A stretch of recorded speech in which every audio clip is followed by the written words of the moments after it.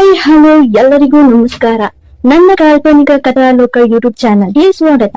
ಇನ್ನು ಯಾರೆಲ್ಲ ಸಬ್ಸ್ಕ್ರೈಬ್ ಆಗಿಲ್ವೋ ಬೇಗ ಬೇಗ ಸಬ್ಸ್ಕ್ರೈಬ್ ಆಗಿ, ಹಾಗೆ ಮುಂದಿನ ಅಪ್ಡೇಟ್ಸ್ಗಳಿಗಾಗಿ ಬೆಲ್ ಐಕನ್ ಅನ್ನು ಒತ್ತುವುದು ಮರೆಯದು. ಆದರೆ ಅವನು ಅದೆಲ್ಲ ಯಾಕೆ ಮಾಡ್ದ ಶ್ರೇಯ? ಇವನು ಬೇಕು ಅಂತ ನಿನ್ನ ಫ್ಯಾಮ್ಲಿಗೆ ಟಾರ್ಗೆಟ್ ಮಾಡಿ ಬಂದಂತೆ ಇದೆ.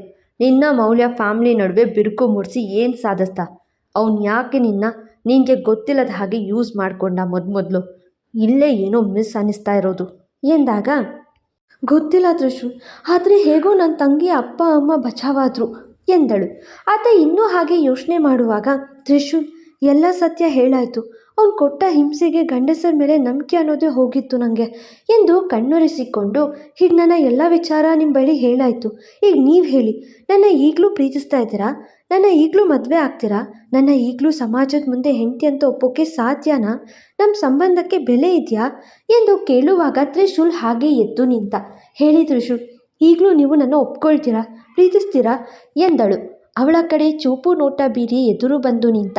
ಅವನ ಉತ್ತರಕ್ಕೆ ಹಾತೊರೆಯುತ್ತಿದೆ ಅವಳ ಮನ. ಆದರೆ ಅವನ ಉತ್ತರ ಯಾಕೋ ಸುಮ್ಮನೆ ನಿಂತಿದ್ದಾನೆ ತ್ರಿಶೂಲ್. ಅವನ ನೀರವ ಮೌನ ಅವಳ ಮನಸ್ಸಲ್ಲಿ ಗಲಿಬಿಲಿ ಸೃಷ್ಟಿ ಮಾಡಿತ್ತು. ನಾನು ಅವನನ್ನು ಹುಡುಕಿ ಹೋಗಿ ಡೈವೋರ್ಸ್ ಕೇಳೋಕ್ಕೆ ಯಾಕೆ ಹಿಂಜರಿತಾ ಇದ್ದೀನಿ ಅಂತ ಗೊತ್ತಾಯ್ತಾ? ನನಗೆ ಡೈವೋರ್ಸ್ ಆಗೋದು ಅಸಾಧ್ಯ ತ್ರಿಶೂಲ್. ನನ್ನ ಈ ಬಂಧನದಿಂದ ಬಿಡುಗಡೆಯಾಗೋ ಕನಸು ಕೂಡ ಕಾಣೋಕ್ಕೆ ಆಗೋದಿಲ್ಲ. ನಂಗೆ ಗೊತ್ತು, ನಿಮಗೂ ಈಗ ಒಂಥರ ಹಿಂಸೆ, ಬಾಯಿಂದ ನೋ ಅನ್ನೋದು ಕಷ್ಟ, ಆದರೆ ಅನ್ನಲೇಬೇಕು. It's okay. ನೀವು ನನ್ನ ಪ್ರೀತಿಸಿಲ್ಲ ಅಂದರೂ ನನಗೇನು ಬೇಜಾರಿಲ್ಲ. ನಿಮಗೆ ಯಾವುದಕ್ಕೂ ಕೊಡ್ತೇ ಇಲ್ಲ. ನಿಮ್ಮ ಪಕ್ಕ ನಾನಿದ್ದರೆ ನಿಮಗೆ ದೃಷ್ಟಿ ಬೊಟ್ಟಿಟ್ಟಂತೆ. ನಾನು ನಿಮ್ಮ ಕನಸಲ್ಲೂ ಜೋಡಿಯಾಗಿ ಸೇರೋದು ಕಷ್ಟವೇ. ನಾನು ಯಾವುದೋ ಜನ್ಮದಲ್ಲಿ ಮಾಡಿರೋ ಪಾಪಕ್ಕೆ ಈ ಜನ್ಮದಲ್ಲಿ ಈ ರೀತಿ ಶಿಕ್ಷೆ ಸಿಕ್ಕಿದೆ ಅಂದ್ಕೊಳ್ತೀನಿ. ಪರವಾಗಿಲ್ಲ, ನಾನು ಹೀಗೆ ಇರ್ತೀನಿ, ನೀವು ಹೊರಡಿ. ನನಗೆ ನಿಮ್ಮ ಮೇಲೆ ಯಾವ ಬೇಜಾರಿಲ್ಲ. ಬ್ಲ್ಯಾಕ್ ಬೋರ್ಡ್ ಮೇಲೆ ಬಲ್ಪದಲ್ಲಿ ಬರೆಯೋ ಪದಗಳಾದರೆ ಅಳಿಸಬಹುದು.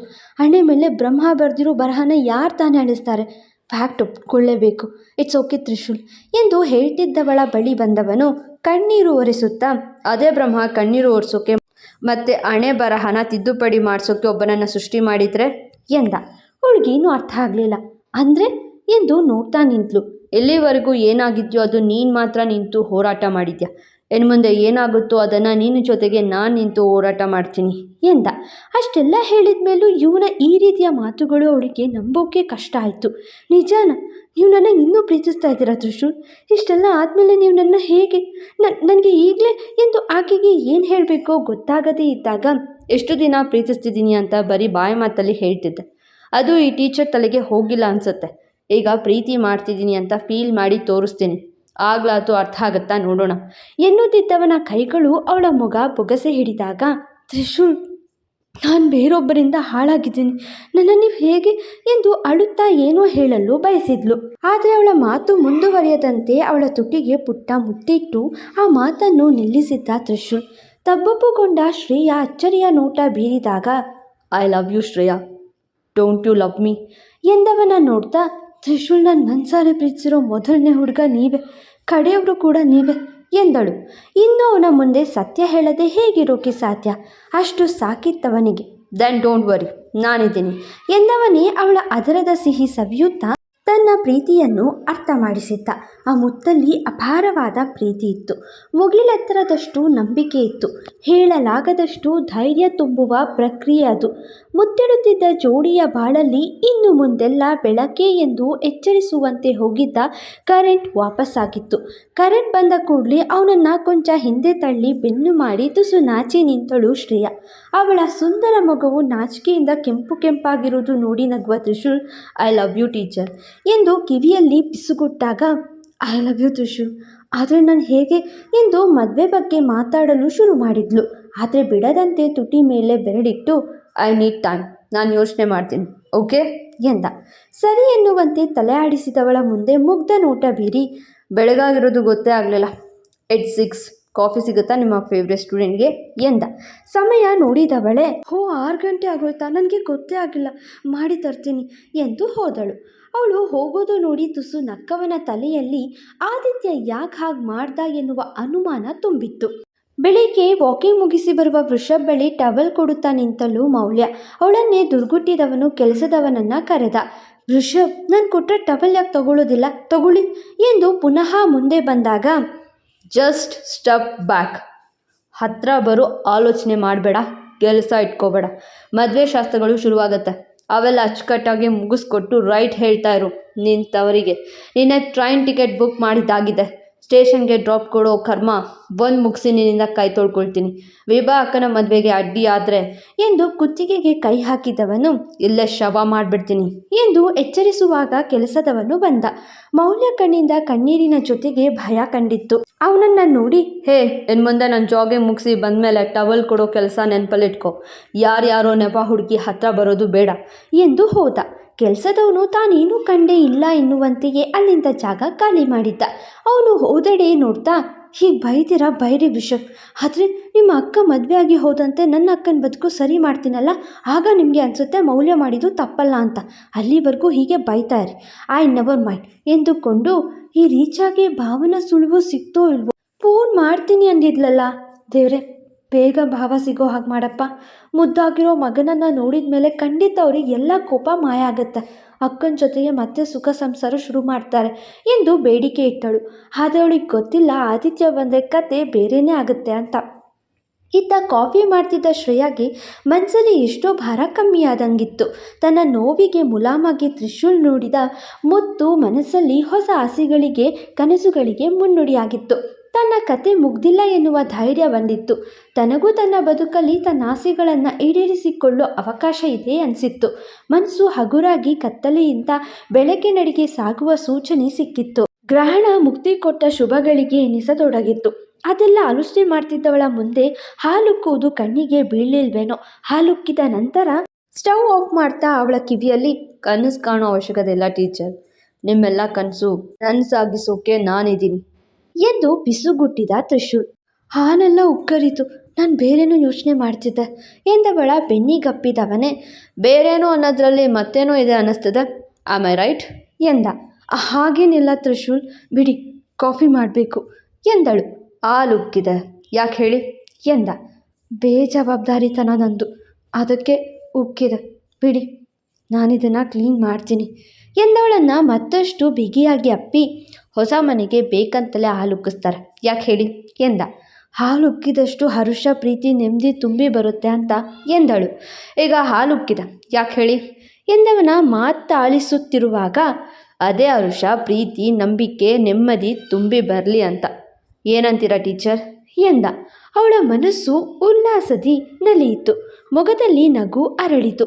ಅವಳ ಬಲಗೆನ್ನೆಗೆ ತನ್ನ ಎಡಗಣ್ಣೆ ಅಂಟಿಸಿದವನು, ಕಾಫಿ ನಾನು ಮಾಡ್ತೀನಿ, ನೀವು ಜಸ್ಟ್ ಕುಡಿದ್ರೆ ಸಾಕು ಎಂದು ಒಂದು ಮಗ್ಗಿನಲ್ಲಿ ಹಾಲು ಮತ್ತೊಂದರಲ್ಲಿ ಬ್ರೂ, ಸ್ವಲ್ಪ ಸಕ್ಕರೆ ಸೇರಿಸಿ ಈಗ ಮಿಕ್ಸ್ ಆರಂಭಿಸಿ, ಆ ಮಗ್ಗಿನಿಂದ ಈ ಮಗ್ಗಿಗೆ ಸವಿಯಿರಿ ಟೇಸ್ಟ್ ಕಾಫಿ ಎನ್ನುತ್ತಾ ಜಾಹೀರಾತು ನೀಡ್ತಾ ಕೆನ್ನೆಗೆ ಪುಟ್ಟ ಮುತ್ತಿಟ್ಟು, ಕಾಫಿ ಮಾಡೋದಕ್ಕೆ ಟಿಪ್ಸ್ ಎಂದು ಅವಳ ಕೈಗೆ ಕಾಫಿ ಕೊಟ್ಟು, ಹೇಗಿದೆ ಹೇಳಿ ಬೇಗ ಎಂದ.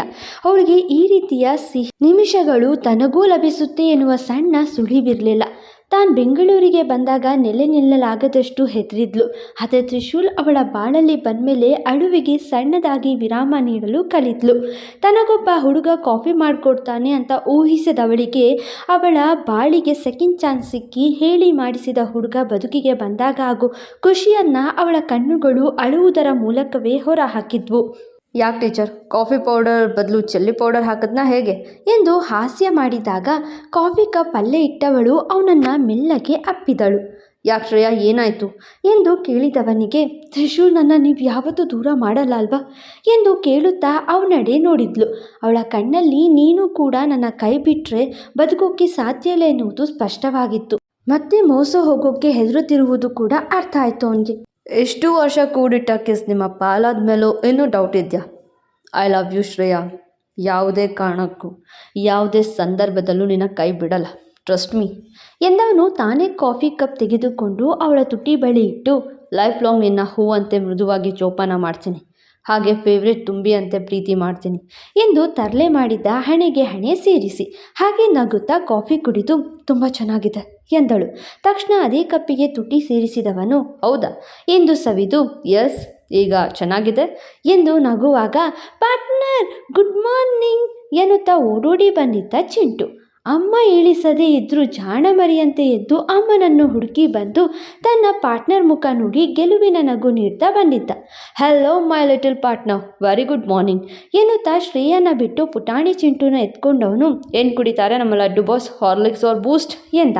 ಹಾರ್ಲಿಕ್ಸ್ ಎಂದನು. ಸೂಪರ್, ಸೋ ಬನ್ನಿ ನೀವಿಲ್ಲಿ ಕೂತ್ಕೊಳ್ಳಿ, ಇವತ್ತಿ ಪಾರ್ಟ್ನರ್ ನಿಮಗೆ ಹಾರ್ಲಿಕ್ಸ್ ಮಾಡಿಕೊಡ್ತಾರೆ, ಓಕೆ ಎಂದ. ಸೂಪರ್ ಪಾರ್ಟ್ನರ್ ಎಂದು ಅವನು ಖುಷಿಯಿಂದ ಸೆಲ್ಫ್ ಮೇಲೆ ಕೂತು ನೋಡ್ತಿದ್ದ. ತ್ರಿಶೂಲ್ ತಾನೇ ಹಾರ್ಲಿಕ್ಸ್ ಮಾಡಿ ಪುಟಾಣಿಗೆ ಫೀಡಿಂಗ್ ಗ್ಲಾಸ್ಗೆ ಹಾಕಿ ಕೊಟ್ಟು, ಹೇಗಿದೆ ಕುಡ್ದು ಹೇಳಿ ಎನ್ನಲು ಹಾರ್ಲಿಕ್ಸ್ ಟೇಸ್ಟ್ ನೋಡುವ Chintu, wow yummy, I love it partner ಎಂದು ಚಪ್ಪರಿಸುತ್ತಾ ಹೇಳುತ್ತಾನೆ. ನಿಂಗೆ ಡೈಲಿ ನಾನೇ ಹಾರ್ಲಿಕ್ಸ್ ಮಾಡಿಕೊಟ್ರೆ ಓಕೆನಾ ಲಿಟಲ್ ಪಾರ್ಟ್ನರ್ ಎಂದು ತ್ರಿಶೂಲ್ ಕೇಳಲು, ಡಬಲ್ ಓಕೆ ಪಾರ್ಟ್ನರ್ ಎಂದು ನಕ್ಕನು. ಮತ್ತು ನೀವು ನನಗೆ ಹಾರ್ಲಿಕ್ಸ್ ಮಾಡಿಕೊಟ್ರೆ ಏನು ಕೊಡ್ತೀರಾ ಎಂದಾಗ, ನನ್ನ ಹತ್ರ ಏನೂ ಇಲ್ಲ, ಏನು ಕೊಡಬೇಕು ಎಂದು ಸಪ್ಪಾಗೆ ಕುಳಿತನು ಪುಟಾಣಿ. ತಕ್ಷಣ ಕೆನ್ನೆ ತೋರುವ ತ್ರಿಶೂಲ್ ಕಡೆ ನೋಡಿ ಪುಟ್ಟ ಮುತ್ತಿಟ್ಟು ನಕ್ಕನು.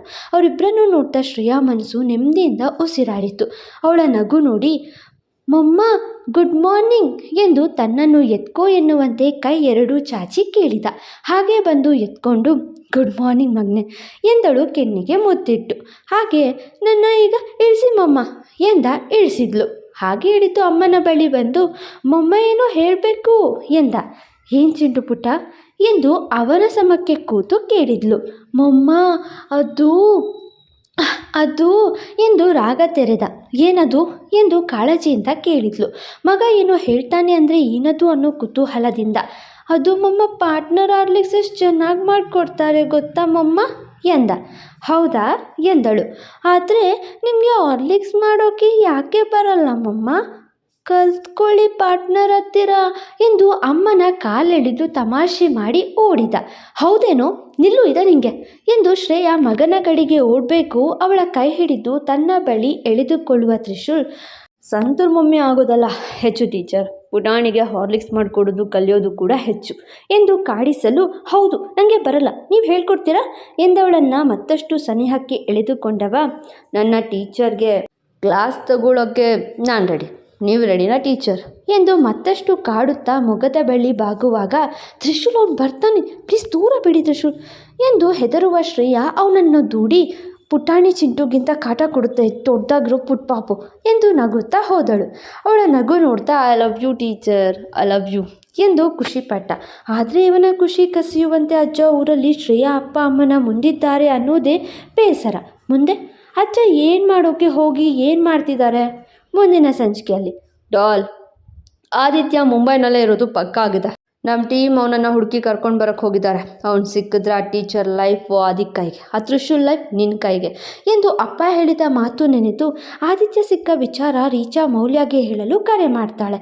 ಆದರೆ ಆ ಕಡೆಯಿಂದ ಕರೆ ಯಾರು ಸ್ವೀಕರಿಸಿರ್ತಾರೆ ಹೇಳಿ? ನೋಡ್ತಾ ಇರಿ, ಮತ್ತೆ ಸಿಗುವ. Thank you so much. Follow ಮಾಡಿ ಕಾಲ್ಪನಿಕ ಕಥಾಲೋಕ. ಮತ್ತೆ ಸಿಗುವ.